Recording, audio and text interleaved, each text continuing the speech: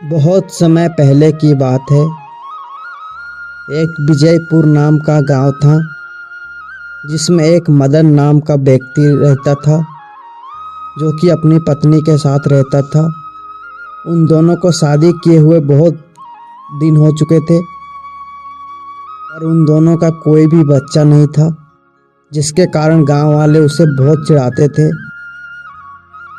देख रहे हो सोन भाई, मदन का अभी तक कोई बच्चा नहीं हुआ है। अरे भाई, ये दोनों बहुत ही पनौती है इस गांव के लिए। जितना जल्दी हो सके इस गांव से इसे भगा दो, नहीं तो आगे चल के हम लोगों का ही नुकसान होगा।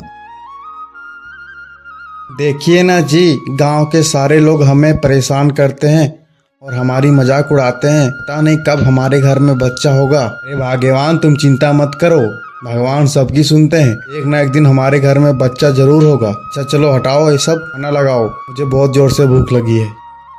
फिर एक दिन दोनों पति पत्नी जंगल के रास्ते कहीं जा रहे थे। उन्हें कुछ दूर जाने के बाद एक बच्चे की रोने की आवाज़ सुनाई दी।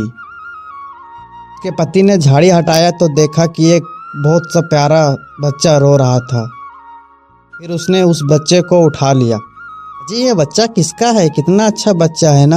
अरे हाँ भाग्यवान, बच्चा तो बहुत अच्छा है। क्यों ना एक काम करे, हम इसे अपने घर ले जाते हैं। पता नहीं ये कितनों दिनों से जंगल में है, रो रहा है, इसे कोई ले जाने वाला नहीं है। हाँ जी, आप बिल्कुल सही बोल रहे हो।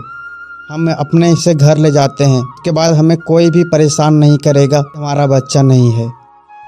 फिर दोनों पति पत्नी ने बच्चे को लेकर घर आ गए और उस दिन के बाद से गांव वाले कोई भी उसे परेशान नहीं करने लगे और ना ही चिढ़ाते। वह बच्चे के साथ बहुत खुशी खुशी रहने लगे। बहुत समय बीतता गया। फिर उसकी बीवी का एक और बच्चा हो गया। अब दोनों व्यक्ति को खुशी का ठिकाना नहीं था, क्योंकि जिसके घर में एक भी बच्चा नहीं हो रहा था उसके घर में अब दो दो बच्चे हो गए। वह दोनों अब बहुत खुश रहने लगे। बहुत समय बीत गया। दोनों बच्चे देखते देखते बहुत ही बड़े हो गए। वह दोनों दिन भर घूमते, खाते पीते, कोई भी काम नहीं करते और माँ बाप भी उन दोनों को नहीं डांटते थे, क्योंकि बहुत मुश्किलों से वह दोनों बच्चे हुए थे। समय बीतता गया, लेकिन छोटे भाई को सब पता था मेरा बड़ा भाई मेरा सगा नहीं है। माँ बाप ने उसे उठाकर कहीं से लाया है। वह हमेशा यही चिंता में लगा रहता, मेरे सारे धन दौलत का दो बंटवारे हो जाएंगे, क्यों ना मैं इसे घर से भगा दूं। वह बहुत उपाय सोचता था। पर एक दिन दोनों भाई कहीं टहलने जा रहे थे और उनके माता पिता घर में आराम से बैठे हुए थे। फिर शाम होते हुए दोनों भाई अपने घर आ गए। बड़ा भाई और उसके माता पिता सो गए।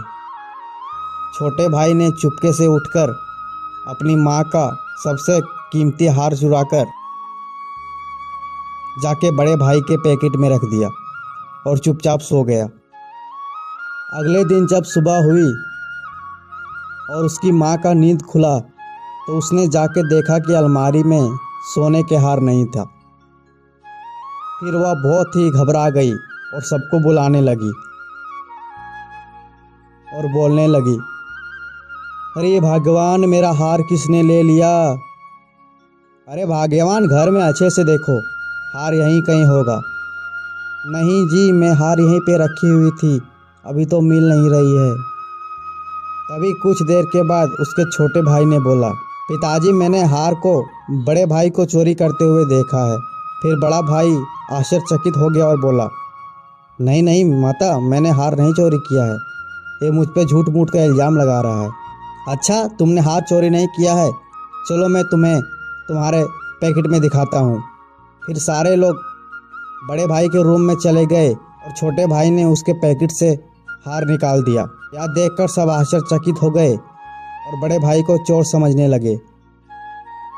तभी छोटे भाई ने बोला, पिताजी, क्यों ना आप इसे घर से निकाल दो, नहीं तो आज इसने हार चुराया है, पता नहीं कल कुछ और चीज़ चोरी कर ले। यह सुनकर सभी मन बनाने लगे। फिर उसका नौकर वहाँ पर आया और बोला, मालिक मालिक, हार है सो हार को बड़े मालिक ने चोरी नहीं किया है, छोटे मालिक ने चुपके से रात को इसके जेब में रख दिया था, मैंने इसे रखते हुए देखा है। यह सुनकर सब आश्चर्यचकित हो गए और छोटे भाई को डांटने लगे। तभी उसके बाप ने उसे समझाया कि बहुत मेहनत से तुम दोनों हुए हो और मैं नहीं चाहता कि पूरी दुनिया के लोग हम लोग पे हंसे। क्यों ना अब से तुम लोग मिलजुल कर रहो। और रही बात धन दौलत की, मैं और ज़्यादा धन दौलत खरीद दूंगा। फिर छोटे भाई को समझ आ गई और उस दिन के बाद से सब लोग मिलकर रहने लगे और खुशी खुशी रहने